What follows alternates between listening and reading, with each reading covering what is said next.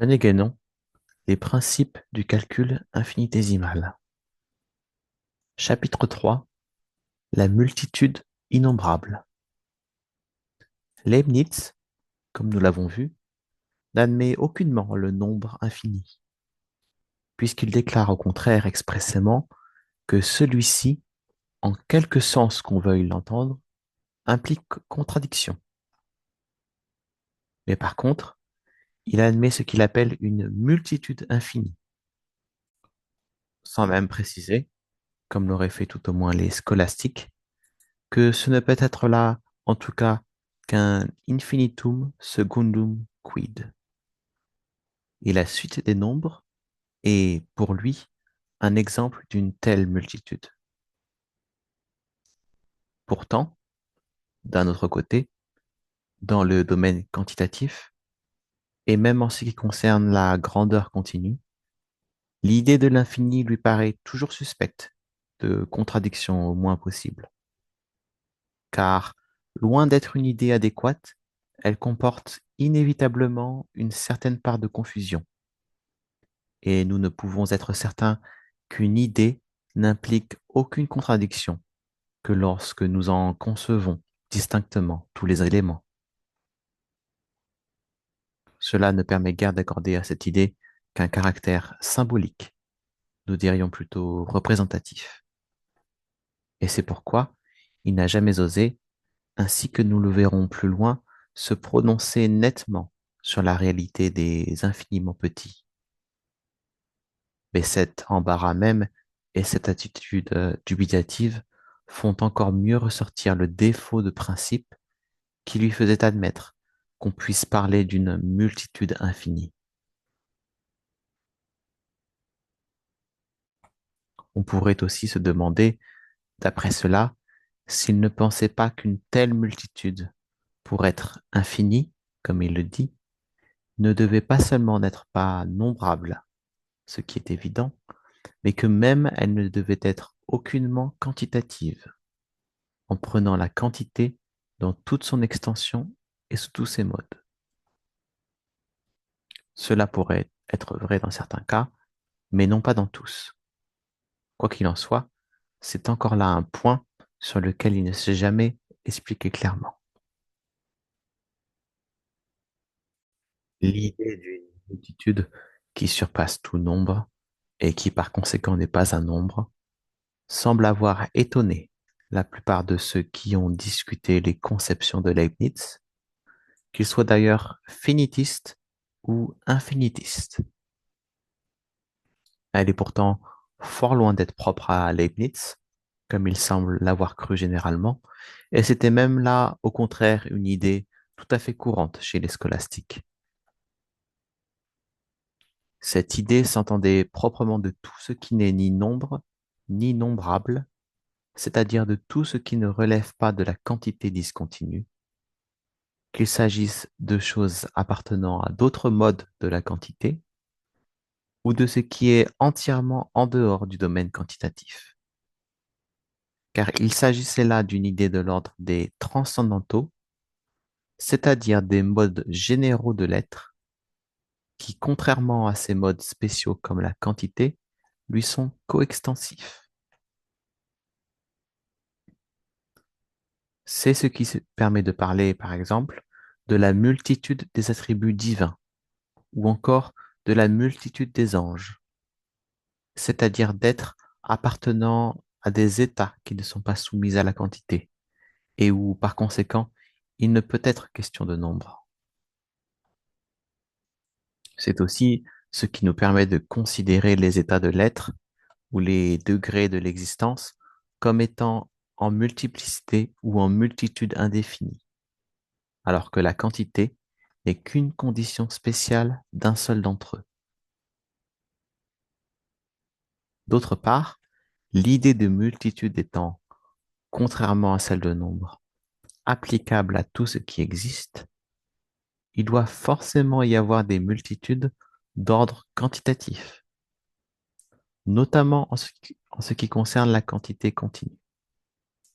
Et c'est pourquoi nous disions tout à l'heure qu'il ne serait pas vrai, dans tous les cas, de considérer la soi-disant multitude infinie, c'est-à-dire celle qui surpasse tout nombre, comme échappant entièrement au domaine de la quantité. Bien plus, le nombre lui-même peut être regardé aussi comme une espèce de multitude, mais à la condition d'ajouter que c'est, suivant l'expression de saint Thomas d'Aquin, une multitude mesurée par l'unité. Toute autre sorte de multitude n'étant pas nombrable et non mesurée, c'est-à-dire qu'elle est non point infinie, mais proprement indéfinie. Il convient de noter, à ce propos, un fait assez singulier. Pour Leibniz, cette multitude, qui ne constitue pas un nombre, est cependant un résultat des unités. Que faut-il entendre par là? Et de quelles unités peut-il bien s'agir? Ce mot d'unité peut être pris en deux sens tout à fait différents. Il y a d'une part l'unité arithmétique ou quantitative, qui est l'élément premier et le point de départ du nombre. Et d'autre part, ce qui est désigné analogiquement comme l'unité métaphysique, qui s'identifie à l'être pur lui-même. Nous ne voyons pas qu'il y ait d'autres acceptions possibles en dehors de celle-là. Mais d'ailleurs, quand on parle des unités, en employant ce mot au pluriel, ce ne peut être évidemment que dans le sens quantitatif. Seulement, s'il en est ainsi, la somme des unités ne peut être autre qu'un nombre, et elle ne peut aucunement dépasser le nombre. Il est vrai que Leibniz dit résultat et non somme, mais cette distinction, même si elle est voulue, n'en laisse pas moins subsister une fâcheuse obscurité. Du reste, il déclare par ailleurs que la multitude, sans être un nombre, est néanmoins conçue par analogie avec le nombre. Quand il y a plus de choses, dit-il, qui n'en peut être compris par aucun nombre, nous leur attribuons cependant analogiquement un nombre, que nous appelons infini, bien que ce ne soit là qu'une façon de parler, un modus loquendi, et même sous cette forme, une façon de parler fort incorrecte, puisque en réalité, ce n'est nullement un nombre. Mais, quelles que soient les imperfections de l'expression et les confusions auxquelles elles peuvent donner lieu, nous devons admettre, en tout cas, qu'une identification de la multitude avec le nombre n'était sûrement pas au fond de sa pensée. Un autre point auquel Leibniz semble attacher une grande importance, c'est que l'infini, tel qu'il le conçoit, ne constitue pas un tout. C'est là une condition qu'il regarde comme nécessaire pour que cette idée échappe à la contradiction, mais c'est là aussi un autre point qui ne laisse pas d'être encore passablement obscur. Il y a lieu de se demander de quelle sorte de tout il est ici question. Et il faut tout d'abord écarter entièrement l'idée du tout universel, qui est au contraire, comme nous l'avons dit dès le début, l'infini métaphysique lui-même, c'est-à-dire le seul véritable infini, et qui ne saurait aucunement être en cause. En effet, qu'il s'agisse du continu ou du discontinu, la multitude infinie qu'envisage Leibniz se tient dans tous les cas dans un domaine restreint et contingent, d'ordre cosmologique et non pas métaphysique. Il s'agit évidemment d'ailleurs d'un tout conçu comme composé de parties, tandis que, ainsi que nous l'avons expliqué ailleurs, le tout universel est proprement sans partie, en raison même de son infinité, puisque ces parties devant être nécessairement relatives et finies, elles ne pourraient avoir avec lui aucun rapport réel, ce qui revient à dire qu'elles n'existent pas pour lui. Nous devons donc nous borner, quant à la question posée, à la considération d'un point tout particulier. Mais ici encore, et précisément ce qui concerne le mode de composition d'un tel tout et sa relation avec ses parties, il y a deux cas à envisager, correspondant à deux acceptions très différentes de ce même mot tout. D'abord, il s'agit d'un tout qui n'est rien de plus ni d'autre que la simple somme de ses parties, dont il est composé à la façon d'une somme arithmétique. Ce que dit Leibniz est évident au fond, car ce mode de formation est précisément celui qui est propre au nombre, et il ne nous permet pas de dépasser le nombre. Mais à vrai dire, cette notion, loin de représenter la seule façon dont un tout peut être conçu, n'est pas même celle d'un tout véritable au sens le plus rigoureux de ce mot.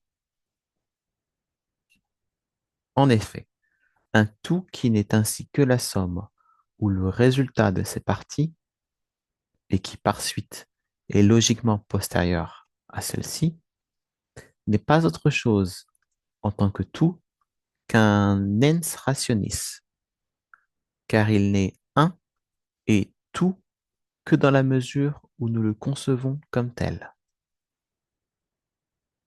En lui-même, ce n'est à proprement parler qu'une collection, et c'est nous qui, par la façon dont nous l'envisageons, lui conférons, en un certain sens relatif, les caractères d'unité et de totalité. Au contraire, un tout véritable, possédant ces caractères par sa nature même, doit être logiquement antérieur à ses parties et en être indépendant. Tel est le cas d'un ensemble continu, que nous pouvons diviser en parties arbitraires, c'est-à-dire d'une grandeur quelconque, mais qui ne présuppose aucunement l'existence actuelle de ces parties. Ici, c'est nous qui donnons aux parties comme telle une réalité, par une division idéale ou effective, et ainsi ce cas est exactement inverse du précédent. Maintenant, toute la question revient en somme à savoir si, quand Leibniz dit que l'infini n'est pas un tout, il exclut ce second sens aussi bien que le premier. Il le semble, et même cela est probable, puisque c'est le seul cas où un tout soit vraiment un, et que l'infini, suivant lui, n'est nec unum nec totum.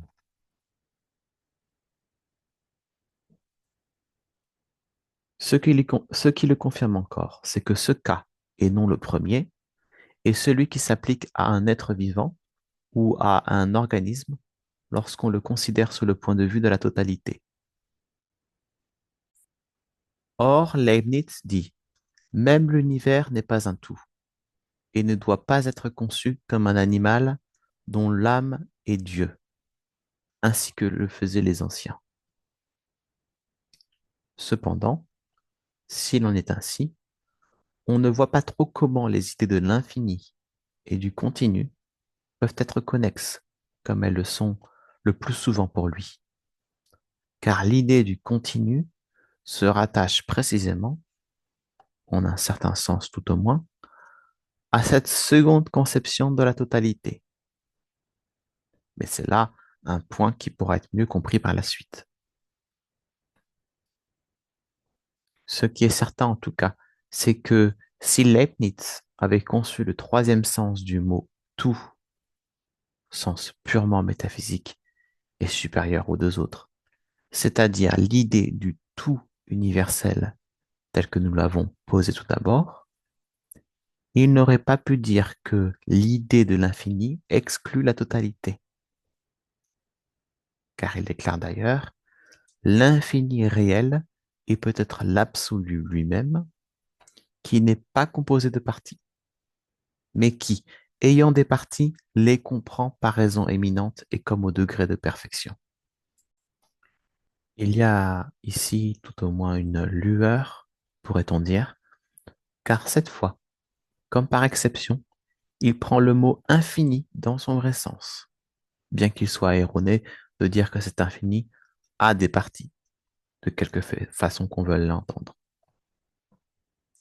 Mais il est étrange alors, encore, il n'exprime sa pensée que sous une forme dubitative et embarrassée, comme s'il n'était pas exactement fixé sur la signification de cette idée.